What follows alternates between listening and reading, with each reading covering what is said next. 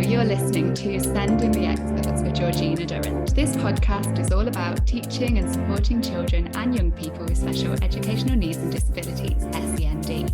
My name is Georgina Durrant. I'm the host of this podcast brought to you by Twinkle SEND. As a former teacher and SENCO myself, I wanted to create a platform to share some of the amazing things that my guests are doing to support learners with SEND. So whether you're listening on your commute, tuning in whilst walking your dog, or curled up on the sofa with a nice cup of coffee, thank you so much for joining us. In this episode, I am delighted to be joined by Louisa Reeves. She is Director of Policy and Evidence at Speech and Language UK, formerly ICAN. Louisa is a speech and language therapist with 30 years experience of working to support children and young people with speech and language challenges. She has been involved in a number of large-scale projects developing and evaluating tools and programmes for early years settings and schools, and is responsible for the evaluation of the outcomes and impact of all the charity's projects and development work. She also leads on Speech and Language UK's policy work, including developing and implementing the charity's strategies to influence key decision makers and our public affairs work. She has done a variety of media work, including live interviews and broadcasts. Hi, Louisa, how are you? Hello, Georgina. Very excited to see you. And for those who are tuning into YouTube, you'll notice Louisa's absolutely brilliant branded background as well, which looks great.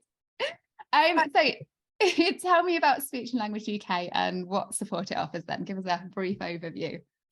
We're really proud of our new brand. We've just been through a big rebrand because although for many years we had the name of ICAN as a charity, we felt that actually it didn't really mean very much to people and it didn't say what we did.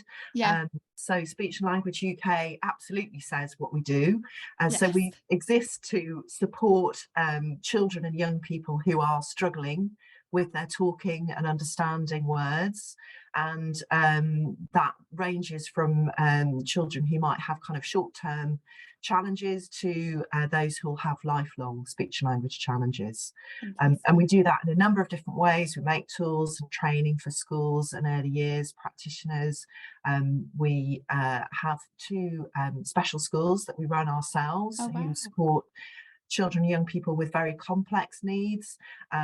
We do a lot of work in partnership with other organisations. You mentioned the policy work that I lead on, so we do a lot of pushing for parliamentarians to kind of change practice and to really make sure that everybody understands what speech and language challenges are. So great opportunity to talk to you today about it. Thank you. That's absolutely fantastic, and I do agree. It is a more Googleable name for your charity. When you type in speech and language charity, obviously it will come up now. Whereas just out of interest, what did ICAN actually stand for originally then? Well, the charity was established actually by the Victorians in the late 1800s. So it did stand originally for Invalid Children's Aid Nationwide, which now feels very outdated, but was then set up to support very vulnerable children. And we've kept that kind of ethos going over the 100 and whatever years since. I didn't realise the name no longer reflected kind of the children and young people that we support. Gosh, I had no idea your charity had such a historic background. That's incredible. It's got very deep roots in the charity sector, yes. And then in the last sort of probably 50-60 years, we've really focused on supporting children with speech and language challenges. So what's your background then, Louisa? What led you to work for Speech and Language UK? It's a very good question. So I'm trained as a speech and language therapist. I'm still fully qualified and registered speech and language therapist. And I started my career in the NHS, working with children and with adults actually, but recognised that although I could support the individual children that I saw, there was a huge need out there for children who were struggling with talking and with understanding words. And some of those children didn't need the specialist support of a speech and language therapist and could be supported in other ways. And there was just a general lack of awareness amongst parents and teachers, particularly of the challenges that children face and how they could be helped. So I saw an opportunity working for what was then ICAN to kind of spread my expertise and knowledge more broadly, so have had a number of different roles in the charity, really primarily around just making people more aware of the issues that children face, but also what the solutions are. So at Speech and Language UK, we've got a number of solutions that we can train TAs to deliver. We have training available for early years practitioners and for teachers at primary and at secondary, so that they can kind of, use some of the expertise that speech and languages therapists build up to develop, what they do. That is such a good point, because often you feel like it is the speech and language therapist's job and you don't want to encroach on it, but actually there's a lot you can do in the classroom already, isn't there, that could be helping with communication and speech language, that are small tweaks that you don't necessarily have to have had the full training of being a speech and language therapist to carry out. Yeah, absolutely. Speech, language and communication is kind of everybody's business, really. So we all talk. Those of us who work in the education profession can, talk quite well. And so everybody's got skills to help. They just sometimes need that knowledge and sometimes a bit of confidence. Yeah, I would say it is confidence and to know, a lot of the time. Yeah, the right way to go. But the other thing I think, Georgina, which is really important to note is, our own research shows that there are about 1.7 million children at the moment who teachers are concerned about in terms of their talking and their understanding of it. And speech and language therapists are quite a small profession. Absolutely. There's no way we're going to be able to support all those children. No. And lots of them won't need that very specialist support. But there are a few children who really, really do. And that's a kind of precious resource. My colleagues who work in the NHS now and in the education sector, there aren't very many of them, but for some children they're absolutely vital. So we really want to make sure in Speech and Language UK that we support lots of children where we can, so that scarce resource can be for the few children that really, really need it. Yeah, that's such a good point. And also you don't want the children that could benefit from support in the classroom to be waiting for a speech and language therapy appointment when there's things that could be happening and could help, because if you're waiting, these things don't tend to, they can improve them by support early on. We know that early identification and support is the way forward. So Absolutely. Yes. So this is a huge topic to cover in one podcast, but can you summarise for me what speech language communication needs are and how common it is? And am I correct that in a class of 30 you'd expect probably 2 or 3 children to have some sort of lifelong speech language communication needs, which is shocking? It is, yes, and I think that points to what we've already talked about, the really big numbers of children who struggle, and the fact that that's often not recognised. It's not the first thing that teachers look for. So yes, the roughly 10% of children are likely to have long-term speech, language and communication needs, and that's reinforced by quite a number of research, pieces of research. But in some areas of the country, it's actually much bigger than that. So we know from research, but also from the results of the early years foundation stage measures, that actually up to half of children can start school in some areas of the country behind where they need to be in terms of communication and language. So it's quite a significant issue. Speech, language and communication, it's a plunky term, isn't it? It's what we call an umbrella term. So it covers a number of different challenges that children can have. And one of the things that's always interested me in many years of working with these children is that as adults we struggle to understand exactly what the issue is. And I think that's because we all talk and we forget how we learn to talk, because it happens, so many years you can't remember how you did it, can you? Can't remember how you did it, and we don't often sort of think about how we do it. We think we want to say something, we open our mouths, the words come out. So speech, language and communication are 3 different aspects of how we communicate with each other. Speech is really all about the sounds in the words.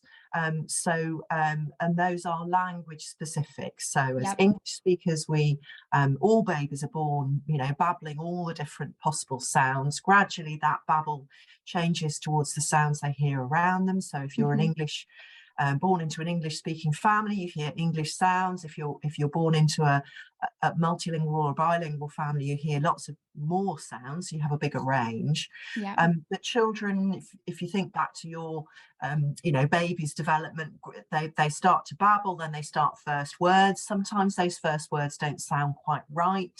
Yeah. So my middle child is called James. His big sister couldn't do j sounds, so he's called James.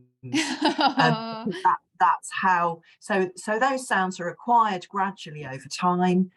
By the time children are around 4, they've got most speech sounds in English, but sounds like r and l and y can take a little bit longer. So you'd often get children around that age will talk about lello instead of yellow. So there's a little bit of a mix there. So those are speech sounds. Some children can have a real problem with developing those speech sounds. So they get a little bit stuck in that stage where perhaps those more fluid sounds like the j and the l and the r don't quite come. Some children just a little bit late to develop those sounds. Some children can have really quite a significant difficulty. So there is something called severe speech sound disorder, which means that children are really hard to understand. And so obviously that brings a lot of frustrations, but also makes it really hard for them to interact with their peer group. So that's speech sounds in a nutshell. It's a bigger topic, but as we haven't got lots of time. So if I then move on to language, when we talk about language, we're really thinking about the way in which we structure a sentence. So in English, we tend to have sort of subject, verb, object rule, so how we put words together into a sentence helps us to do things like describe things, because we can put in some describing words. We can talk about things that have happened in the past and things that are going to happen in the future, and we change the tense, we change the word ending to do that. So language is all about how we understand and decode what sentences we're hearing and how we can convey our own meaning by putting words together into sentences. So that's a lot going on with that as well, isn't there? There's a lot more you could go into. Huge amount going on, and you can begin to see as a teacher how that then impacts on things like whether you can write a story or whether you can read and understand what you've read, because you need to have that sentence structure in place to do that. And I suppose if it's impacting on their understanding of language rather than their expression of language, that might be harder for a teacher to notice, because it's easier to notice if you can't hear them speaking properly. But it's hard to notice if somebody hasn't understood you, because they could just be quiet and you wouldn't necessarily know they haven't taken that information in. Absolutely. And quite often that's the bit that flies under the radar for a long time. So in early years settings particularly, a lot of the learning is very experiential. So children are doing activities, they're in groups, they can get by watching what everyone else is doing. As you move into more formal schooling, you might still do that group work, so you can get by kind of looking at what everyone else is doing and going along with it. But that starts to fall down over time. And sometimes that can look like naughtiness. So children who do the wrong thing because they've followed the wrong person, or they haven't quite understood what the teacher said, or it's too long a sentence for them to hold all those different elements. So, blue group, go and find your books and come down and sit over here in the corner. You might get the fact that you're in blue group and you get your book, but then you've wandered off somewhere else. So, that can be naughty. Some of those little meanings in a sentence, like the of don't walk in the corridor, if you don't hear that then you're not necessarily going to understand that that's a don't do it as opposed to a do it. And that should be don't run in the corridor, shouldn't it? But those sorts of things. So you're starting to then see where things can go wrong for children. But it's quite hard sometimes for teachers to spot why that is. And that is one of the reasons why we tend to split up speech and language and communication, to try and pin down what it is that's going wrong. So the third aspect of that is communication, and that's a much broader term, which is really all about the fact that you and I are sitting here because we want to communicate with each other. So you've got some questions, I've got some information, we're having Yeah. an exchange. We know the rules of that exchange. So Yeah. I listen to you, I stop, Yeah. I speak. We can take it in turns. It's always a little bit more awkward on a screen than it is face to face. That's true. But we understand those sort of unwritten rules of how we communicate, that it's an exchange between two people or a group of people. There are rules around how we listen, how we share the same topic of conversation. So all of those rules around communication, and some of the children that we see in school will struggle with that. So their speech sounds may be fine. They may speak in very grammatical sentences, but actually their interaction with other people is what they're challenged by. And that's that third area. And I suppose So that some makes children, friendship. Sorry, I suppose I'm not following the rules there by interrupting you. But I was just going to say, I imagine that's why children struggle like with friendships as well, and like social skills. If they don't, I suppose not necessarily when they're really little, because children get it wrong when they're little and they interrupt, like I just did then. But as they get older, that it becomes more formal, doesn't it? The speech and the conversations and how you interact. And if you're not picking up on cues and realizing how to interact with somebody else in a conversation, it might affect your social skills and your friendships.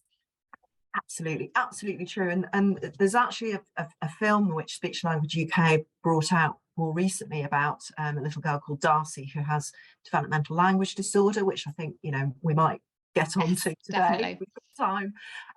But one of the little clips in that film really brilliantly illustrates that actually the rules, if you look at children playing in the playground, the rules are quite complicated.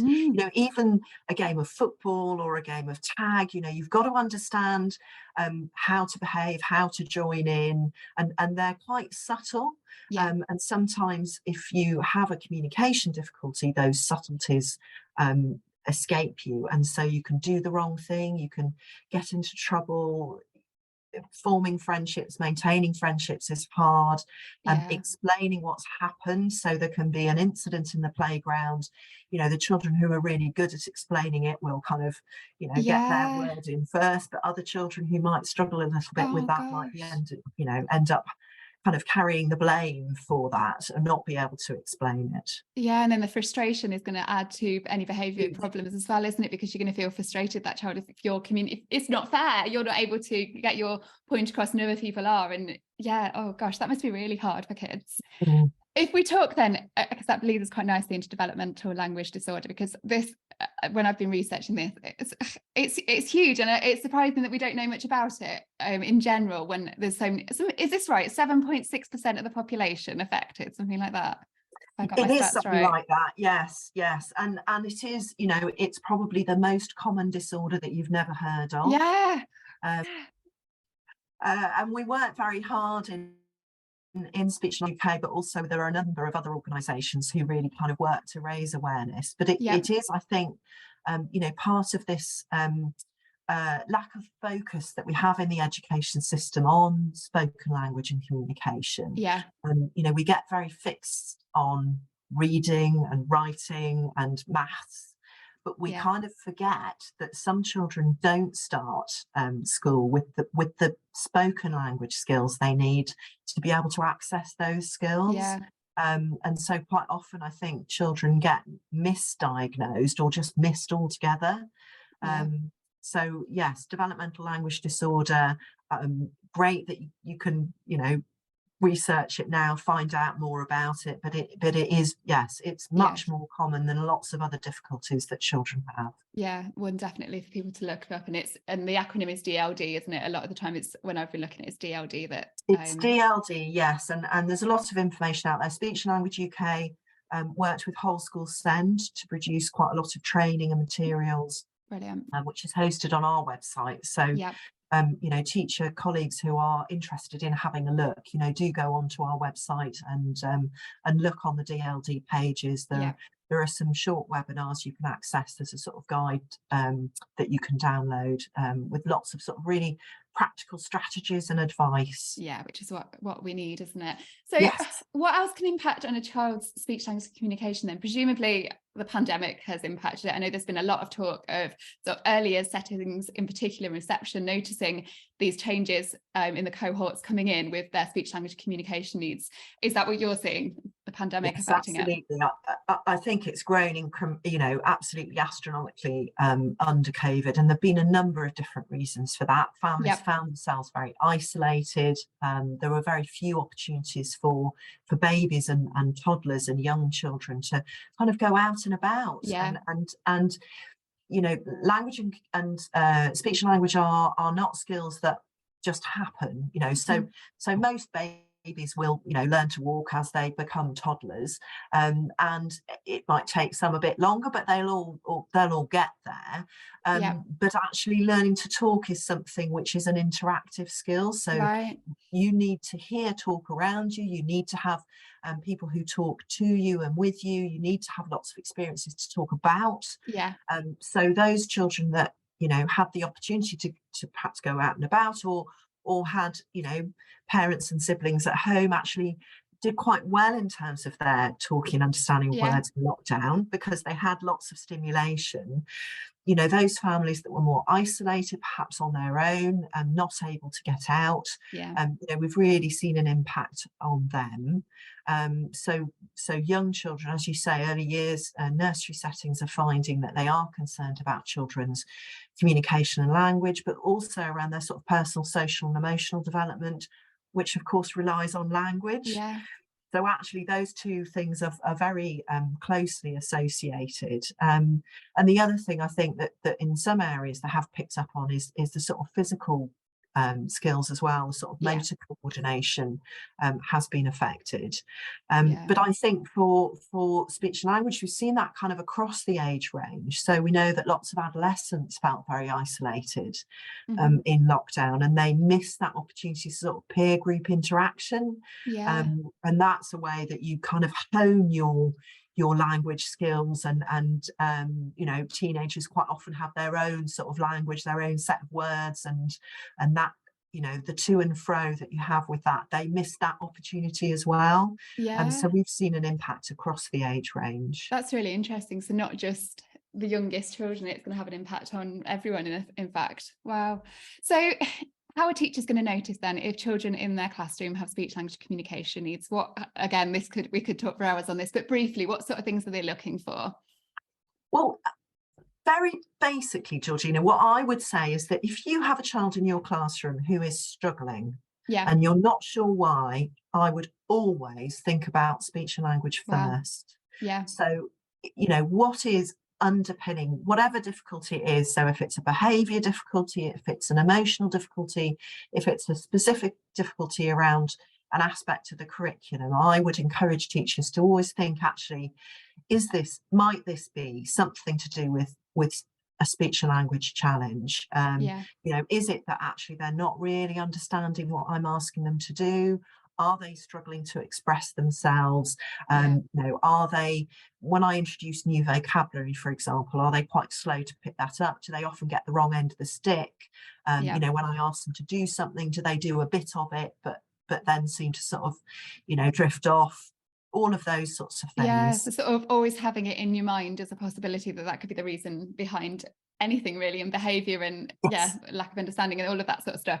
And then if they do think they've got a child who's got speech language communication needs, what do they do? What's the process? Because I presume people know, but not everybody does, and it's hard, isn't it? If you're a teacher listening right now and you're thinking, actually I don't know, it's embarrassing to ask sometimes, isn't it? Because you feel like you should know. So what should they do? Well, I mean, the first thing is don't feel embarrassed. Teacher training doesn't cover this. Nope. And in our recent survey, we found that about half of teachers who were newly qualified felt that they didn't have adequate preparation in terms of knowing about speech and language. So if you think, oh gosh, I don't know about that, that's not a surprise. We don't know what we've not had the opportunity to learn about. We do have a couple of, there are lots of resources on the Speech and Language UK website, but we've got a couple of tools that that are immediately useful for spotting if you're not sure. So there's something called the progress checker, which is just an online kind of yes/no answers. It goes from about 0 to about 18, I think, on there. So whatever age child or young person you teach, you can go on there and do a quick spot check. Brilliant. We also have a resource called University Speaking, which you can download, and there are sort of different ages for the different key stages there. We have some other tools that are more in depth that you can actually purchase and use, but it, you know, something to get your eye in is the main thing. Yeah. We've got some posters which are really useful to have in your staff room, just to you know, these are the key areas to Yeah, look just at. keep it on people's minds as well, like you say, just Just to have that keep in the it back of at the the head. forefront of your mind. And I think quite often what happens in areas where speech and language challenges are quite common and children tend to be really quite behind where they need to be with their talking and understanding of words, your eye goes out quite quickly, so you lose sight of where children need to be for their learning. So having something like a poster up in the staff room that you kind of go back to from time to time is very useful. We've got some online training which is free to access. So you know, if you've got a spot of CPD time that you want to get some really practical ideas, then you know, those are the areas to go and look at. Fantastic. That's really, really useful. And that was my next question, was all about links and where we can send people. So best place then, we're sending people over to your website. What's the address for your website? Just I'll put it in the show notes as well, but just so people have got it. Yeah, so it's speechandlanguage.org.uk. Brilliant. And it's as I say, there are a wealth of resources on there for parents, but also for educators as well. So any sort of age and stage of child that you're working with, you can have a look on there. I've mentioned that we've got some DLD pages, and they also signpost to kind of other areas that you can get some really useful information and support about DLD specifically, but actually any of those strategies will work for most children who have speech and language challenges in your classroom. Fantastic. Oh, well, thanks ever so much. You've been brilliant. That's been really, really useful. And I apologise again that we can't cover it in more depth. I know it's a huge topic. I can always come back. Absolutely. Well, yes. Please tell us, listeners, if you really enjoyed this and want to find out more, tell us to get Louisa back on. That would be good. And then we can go perhaps in detail into one of these areas, in more detail into one of these areas is what I'm trying to say, which would be really, really interesting. So thank you ever so much. That was a really, really useful, what a brilliant guest, and hopefully, even though it's such a huge topic area and we weren't able to cover everything, hopefully it gave you sort of a taster of some speech language communication needs information that was useful. So the relevant resources linked to this episode will be found in the show notes below, so do have a look at those, and links to Speech Language UK is also found below. Thanks again for listening to Send In the Experts with me, Georgina Durrant. Please subscribe to our channel and spread the word that you're listening. Thank you.